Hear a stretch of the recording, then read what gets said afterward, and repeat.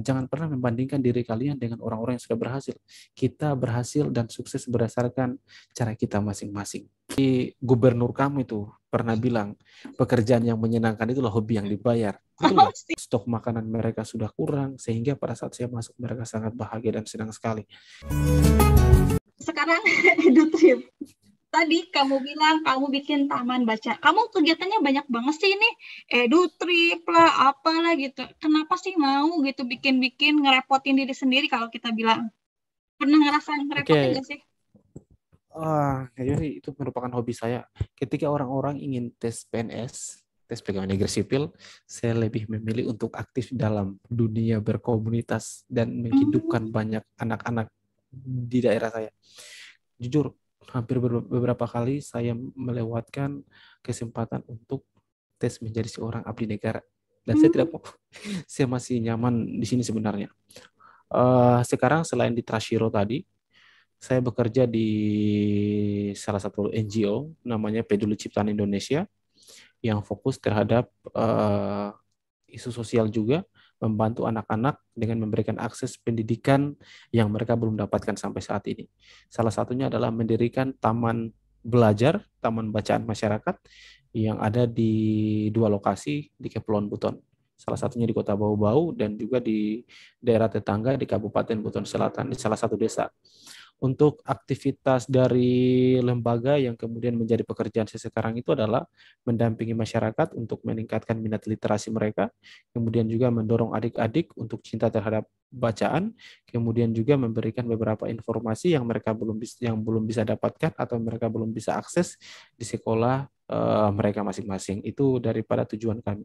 Karena tagline kami adalah partnering with communities, berpartner dengan masyarakat. Artinya dari organisasi lembaga yang saya kerja sekarang itu bisa memberikan wadah untuk adik-adik masyarakat itu untuk banyak belajar.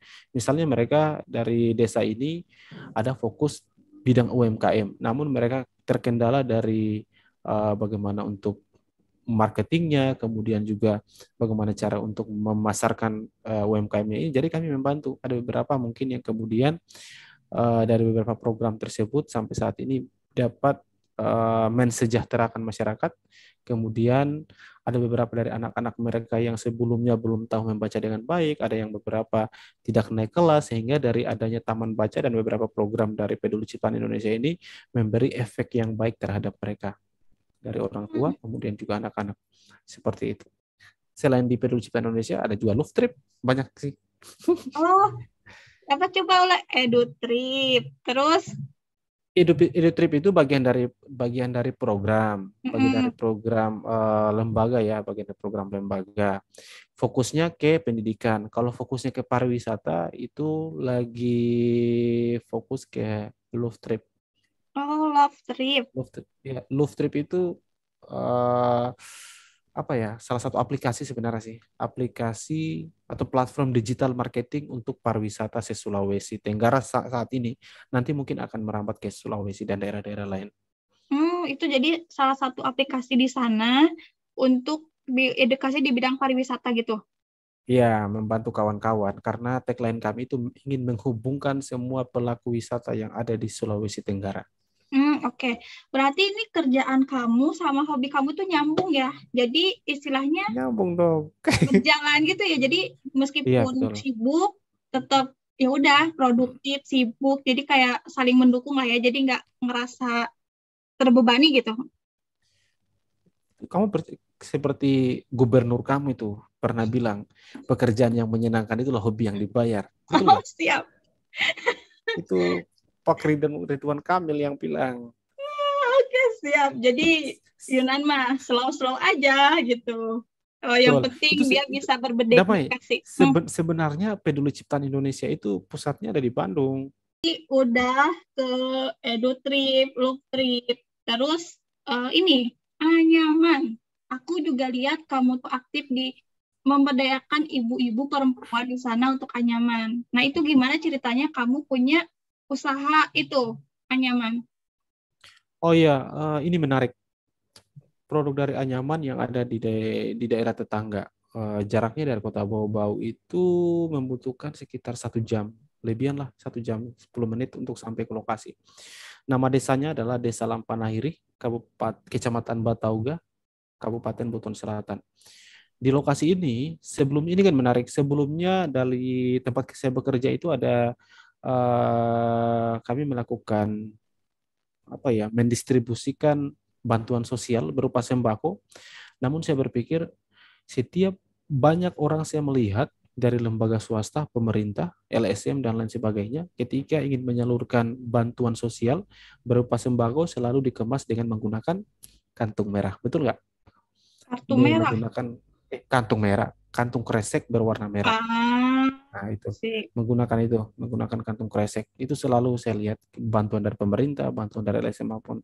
Dan saya berpikir karena saya bekerja dan aktivitas saya adalah sebagai seorang pegiat lingkungan dan saya juga harus bisa mengedukasi masyarakat, maka saya memberi pertanyaan kepada orang tua saya, "Pak, ada tidak di Kepulauan Buton ini yang masih memproduksi anyaman khas Kepulauan Buton?"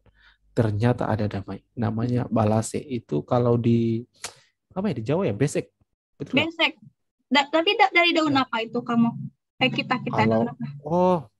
kalau saya di sini daunnya daun agel, Angkel. Oh, pohon gebang, daun gebang. Kalau di Malaysia bilangnya daun gebang. Orang Bali juga biasanya bilang daun gebang sih.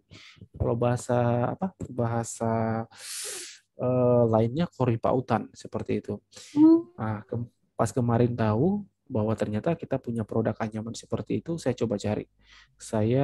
Karena jarak untuk mendistribusikan sembako ini masih ada beberapa minggu, saya memanfaatkan waktu untuk datang ke desa-desa, menanyakan ke beberapa masyarakat, kemudian tibalah saya di satu desa yang ternyata anyaman itu masih digunakan sebagai tempat membungkus asam, dan mereka tidak tahu bahwa produk itu bisa kita pasarkan. Bayangkan mereka pandai untuk membuat itu namun hanya sebagai wadah membuat asam. Jadi itu saya memikirkan ini bisa menjadi salah satu proyek saya ke depan. Saya memesan kepada mereka dengan ukuran karena di dalam paketan sembako itu ada minyak yang ukuran 2 liter, kemudian ada gula pasir, susu dan lain-lain, dan saya membutuhkan tempat anyaman yang lumayan besar tingginya. Saya memesan kepada mereka yang sebelumnya mungkin mereka tidak berpikir bahwa ini bisa menghasilkan. Karena pada saat itu COVID lagi marak-maraknya, sehingga di desa ini yang sebelumnya mereka sebagian besar masyarakatnya itu sebagai pembuat kasava, kalau bahasa di sini itu adalah singkong. kaupi, singkong, betul. Singkong yang dicabut, kemudian dibersihkan, diparut sehingga menghasilkan prosesnya tidak jauh-jauh beda sih seperti sagu, tapi mereka di sini buatnya seperti kaupi sehingga itu bisa dijadikan salah satu produk juga untuk di sini. Namun karena COVID itu mereka tidak bisa membawa produk mereka ke pasar karena jarak antara pasar dan desa ini lumayan jauh. Karena mereka harus memasarkan di kota Bau-Bau sehingga mereka konsumsi sendiri. Akhirnya saya berpikir bagaimana masyarakat ini bisa menghasilkan uang walaupun mereka stay at home gitu. Jadi adalah saya coba dampingi, kemudian saya memesan produk anyaman ini dengan desain yang saya inginkan, tolong dibuatkan modelnya seperti ini, ukurannya seperti ini. Saya akan memesan itu hari kalau tidak salah berapa ya, 100 pieces. Bayangkan Damai, sebelumnya tidak berharga, saya pesan 100 pieces dengan harga satuan itu 10 ribu ya 15 kalau nggak salah, dengan melibatkan 25 kepala keluarga untuk mengerjakan anyaman tersebut. Saya beri waktu 3 hari.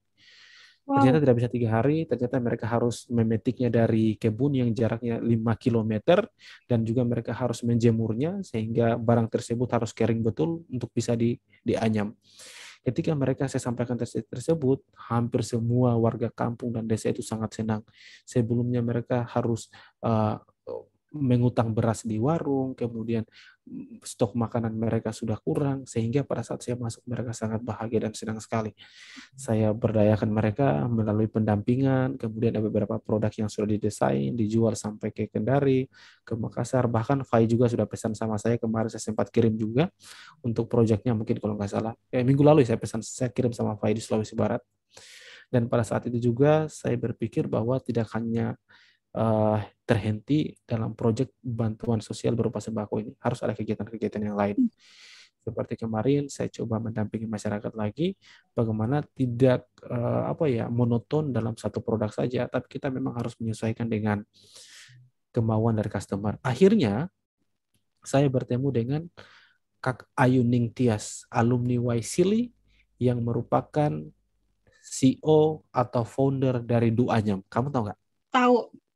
Nah, itu saya bertemu dia. Saya ngobrol, kemudian dia memberikan sedikit penguatan, Yunan, kamu kerjasama sama kreologi. Akhirnya kita kerjasama sama kreologi, pendampingan, dan masuk dalam jejaring se-Indonesia. Seperti itu. Akhirnya masyarakat di sana sangat senang. Oke. Gitu. Nah, berarti kamu itu ya, kalau lagi jalan, itu pasti nemuin sesuatu dan gak diem aja gitu. Kamu itu langsung kayak memutar otak kamu sampai kamu bikin sesuatu yang sosial impact-nya tuh gede gitu. Sampai bisa memperdayakan ibu-ibu yang masyarakat. Tadi nggak punya sama sekali uang, misalkan nggak punya kerjaan, sekarang dia punya kerjaan. Betul, sepakat. Oke. Itu. Karena kan gini, seperti yang Damai maksud tadi, seperti editor, apa kaitannya dengan apa yang saya lakukan sekarang? Jadi gini, dalam dunia pariwisata itu banyak yang kemudian masyarakat belum tahu bagaimana green design daripada untuk membangun SDM, bagaimana untuk membuat anak-anak muda yang ada di desa itu untuk tidak pergi merantau dan pulang banyak memberikan keterbelakangan daripada desa tersebut, potensi desa maksudnya. Jadi saya beri penguatan kepada anak-anak muda. Kita dapat banyak melakukan hal di desa ini. Yang pertama adalah dalam program EduTrip. Dari program EduTrip itu kita kaitkan, matchingkan dengan anyaman tadi. Sekarang kan kebanyakan daripada tamu-tamu di masa COVID sekarang itu sudah berubah, keinginan mereka ingin berwisata. Yang sebelumnya ketika mungkin Damai ingin ke suatu tempat, ketika datang ke suatu tempat ingin mendapatkan oleh-oleh, dan ketika mendapatkan oleh-oleh itu merupakan salah satu yang terbayarkan untuk mendatangi tempat tersebut. Tapi sekarang berbeda, Damai. Sekarang ketika orang ingin berwisata, mereka mencari suatu hal yang berbeda yang ada di lokasi mereka. Misal orang Jawa ketika datang di bawah-bawah nggak mungkin cari sawah. Sawah lebih cantik di Jawa ketimbang yang ada di bawah-bawah. Maka carilah hal-hal yang mereka tidak dapat di Jawa. Salah satunya adalah menemui beberapa masyarakat dengan keunikannya masing-masing. Salah satunya anyaman tadi. Ketika anyaman ini menjadi daripada salah satu program EduTrip, maka memorable of experience of tourism menjadi salah satu kunci untuk kemajuan pariwisata yang ada di desa-desa. Makanya yang saya tawarkan kepada pemerintah, kita tidak hanya jual wisata alam, kita tidak hanya jual pemandangan yang cantik, namun kebiasaan aktivitas masyarakat yang menjadi kunci core daripada pariwisata yang ada di tempat tersebut. Maka saya konekkan dengan anyaman. Anyaman membuat Kasava tadi menjadi salah satu daya tarik atraksi wisata yang bisa dilakukan oleh para pengunjung. Masuklah program Edu Field Trip, Education and Field Trip. Jadi ketika saya mengantar tamu, ada tamu dari pemerintah datang, mereka tidak hanya bersuah foto, tidak hanya menikmati alam, namun mereka belajar berinteraksi bersama masyarakat, membuat anyaman, cara memarut atau menggiling ubi tersebut, bagaimana sampai menghasilkan kasava yang baik, sehingga masyarakat yang selaku pengrajin anyaman dan pembuat kasava tadi tidak hanya sekedar mendapatkan hasil jualan daripada anyaman, tapi mereka bisa mendapatkan hal yang lebih. Yang pertama adalah selain kita bayarkan untuk membeli produk mereka, tapi mereka mendapatkan biaya field trip, mengajarkan kepada tamu cara membuat anyaman. Itu salah satu hal yang telah kita lakukan di Kota Bau-Bau, bahkan ke Kepulauan Buton. Akhirnya anak-anak muda berpikir ternyata memang potensi kita itu besar di desa, sehingga mungkin sebelumnya mereka ingin merantau. Jujur ya Damai ya, kebanyakan dari anak-anak muda di Kepulauan Buton ini ketika Damai datang nanti, itu rumahnya pada gede-gede semua, besar-besar rumahnya, tapi tidak ada orangnya. Kenapa tidak ada orangnya? Kebanyakan mereka merantau di Malaysia, mereka ke Kalimantan, banyak yang orang Buton, Bau-Bau khususnya yang merantaunya ke Kalimantan. Jawa jarang, kebanyakan Kalimantan, Malaysia. Seperti di Jayapura, ada area timur yang lain. Ketika sudah banyak uangnya, mereka balik ke sini, sehingga mereka tidak mampu menggarap potensi yang ada di wilayah mereka. Jadi haruslah hadir teman-teman yang kemudian tergabung dalam organisasi, komunitas yang beri penguatan terhadap beberapa potensi tersebut. Karena kalau kita tidak memberi penguatan, maka potensinya akan diambil oleh orang lain, sehingga digarap tidak memberikan impact dari potensi tersebut. Sehingga masyarakat tetaplah mereka hidupnya seperti itu. Jadi konsep yang namanya CBT, Community Based Tourism, itu harus diterapkan di masing-masing wilayah. Gitu. Oke, mantap, keren. Nah, tadi kamu bilang kan, kamu tuh kan istilahnya kalau bisa dibilang ya, pintar mengintegrasikan dari satu bidang ke bidang lain gitu. Jadi semuanya terintegrasi, nyatu, jadi satu program namanya EduTrip. Nah, kalau aku boleh tanya, EduTrip itu jadi ini nggak sih, sebuah desa wisata nggak di sana? Udah jadi desa wisata nggak? Kalau untuk di Kepulauan Buton di bawah sudah masuk dalam kategori 300 besar, 100 besar ya? 100 besar, ya 100, enggak, 300 besar desa wisata. Karena kemarin kami sempat ikut namanya ADWI. Mungkin dalam tahu ADWI. ADWI itu program dari Kemenparekraf kalau nggak salah. Tapi di Wakatobi kita masuk dalam 50 desa wisata terbaik se-Indonesia. Itu di desa wisata Liat Togo. Keren. Untuk ya, tanya apa namanya? Silakan. Itu desa wisata itu kan ada peraturannya nih, nggak ujuk-ujuk dia jadi desa wisata. Nah, kamu boleh sebutin nggak sih syarat jadi desa wisata itu apa gitu? Oke, jadi ini namanya. Untuk desa wisata di Kota Bobo sebenarnya bukan menjadi pendampingan saya. Ada beberapa institusi dan juga ada beberapa asosiasi yang mendampingi desa wisata tersebut. Karena untuk sampai ke desa wisata, sejujurnya itu ada beberapa penguatan kelembagaan, baik itu yang bersifat dokumen administrasi dan kemudian mungkin ada bersifat yang intangible dan tangible yang bisa dilihat dan produk yang tidak bisa dilihat seperti itu. Dan itu harus disusun storytellingnya. Namun untuk saya secara pribadi, dalam tanggung jawab saya dan juga peran saya sekarang ini belum sampai ke situ. Hanya untuk mau bagaimana mendorong pemerintah, khususnya pemerintah desa dan masyarakatnya untuk sampai bagaimana desanya itu di green design seperti desa wisata itu sudah sampai ke situ. Namun untuk masalah terkait dengan peraturan perundang-undangan dan lain sebagainya macamnya itu kita belum sampai ke situ. Hanya mungkin yang perlu diketahui bahwa beberapa masyarakat yang ada di wilayah cakupan Kepulauan Buton yang saya sudah melakukan pendampingan, contohnya mungkin taman baca yang berada di wilayah berpotensi, itu saya dan kawan-kawan sudah melakukan pendekatan. Misal contohnya, desa wisata dan wisata desa itu berbeda. Kawan-kawan yang ada di sini sudah banyak yang mensalah kaprakan. Misal contohnya seperti, kebanyakan di Jawa juga sebenarnya sih, desa wisata selalu dibuat miniatur Menara Eiffel, itu kan salah. Desa wisata itu tidak boleh menjiplak atau mencontoh beberapa hal yang ada di luar negeri. Yang kita jual itu adalah pure apa yang betul-betul menjadi core aktivitas masyarakat yang ada di setempat. Misal pergi di sawah, menggarap padi dan lain-lain, tidak boleh dirubah. Itu hal-hal yang ada di masyarakat. Sama halnya kan di sini, pergi melaut, memancing, kemudian anak-anak sering berenang dan lain sebagainya macam. Itu merupakan salah satu aktivitas yang tidak bisa dibeli oleh apapun. Dan itu kebanyakan tamu cari. Dan itu nilai jualnya sangat besar. Itu yang sampai saat ini kami perlu pressure dan dorong terus kepada masyarakat bahwa ternyata aktivitas yang mereka lakukan itu will give your money back, akan menghasilkan banyak uang, dan itu memberi suatu potensi yang besar. Yang tadinya contohnya misalnya ketika musim ombak keras, masyarakat tidak bisa melaut, tapi ada aktivitas yang mereka bisa lakukan. Misal saya basicnya mungkin dari guru bahasa Inggris dan bisa memberi penguatan terhadap bagaimana masyarakat ini, para nelayan, setidaknya mereka bisa berkomunikasi dasar menggunakan bahasa Inggris. Itu salah satu bentuk presurnya ke situ. Sehingga pada saat mereka kesulitan untuk pergi mencari uang dengan aktivitas mereka sebagai seorang nelayan, maka ada side job, ada pekerjaan sampingan yang mereka bisa lakukan. Apakah itu menjadi seorang guide, pemandu wisata dalam sehari dengan basic yang kami sudah berikan, dan juga mereka tidak akan kehilangan pekerjaan. Itu namanya konsep-konsep yang community based tourism tadi, yang penguatan ke desa wisatanya.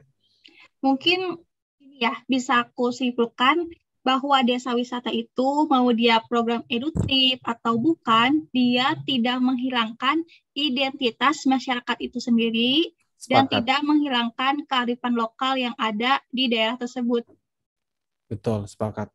Hmm, Kalau misalnya dihilangkan, itu namanya bukan desa wisata. Contohnya misal, eh, apa ya, ada beberapa yang menjadi kesakralan di daerah saya ini. Misal contohnya, ada syair-syair mengagungkan kekuasaan Tuhan dengan menggunakan bahasa-bahasa daerah di sini, di tempat saya.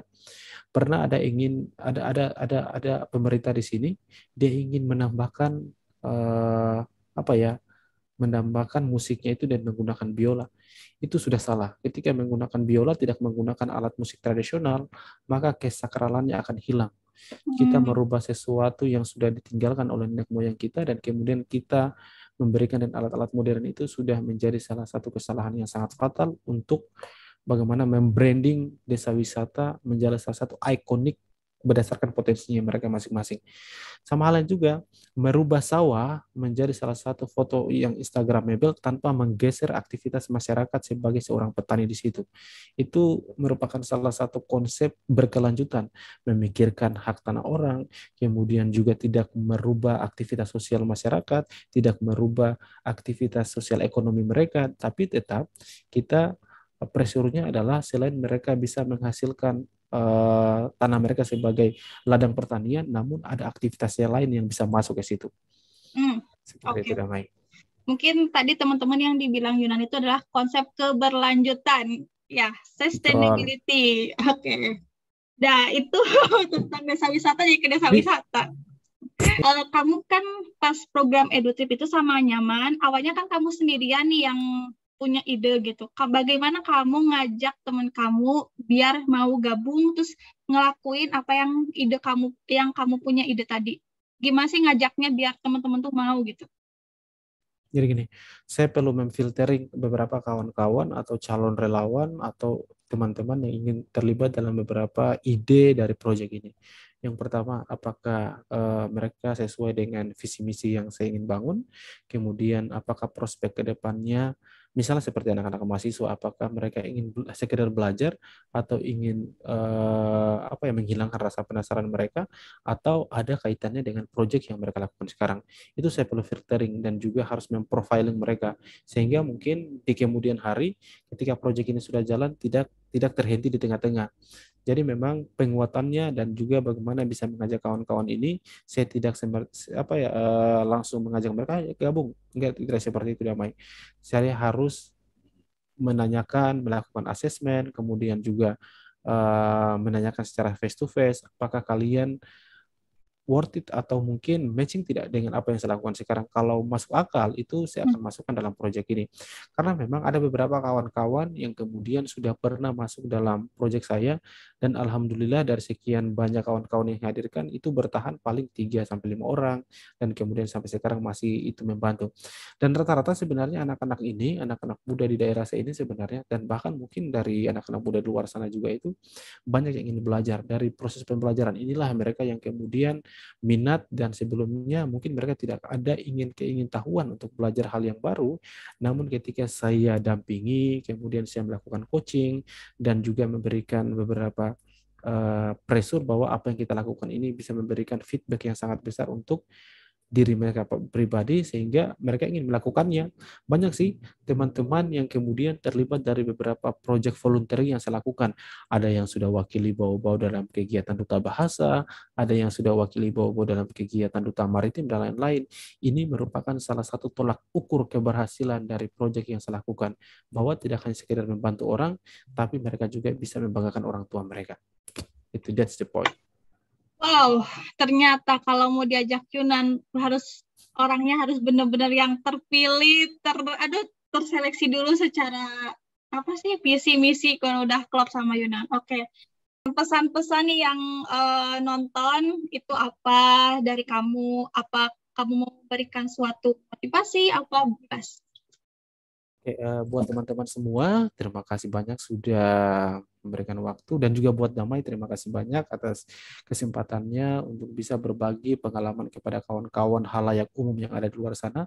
Semoga apa yang kami ceritakan, curhatkan, dan bagi kepada kawan-kawan di luar sana bisa termotivasi, tidak harus mengikuti jejak saya, tidak harus mengikuti jejak Damai, tapi bisa bercermin. Kalau kawan-kawan sekarang lagi mager, malas bergerak, teman-teman di luar sana malas rebahan, please out of your comfort zone, keluar dari zona nyaman kalian, karena dunia ini begitu luas untuk bisa banyak mengetahui hal-hal baru ketimbang kalian duduk di rumah dan menunggu apa yang kalian ingin capai.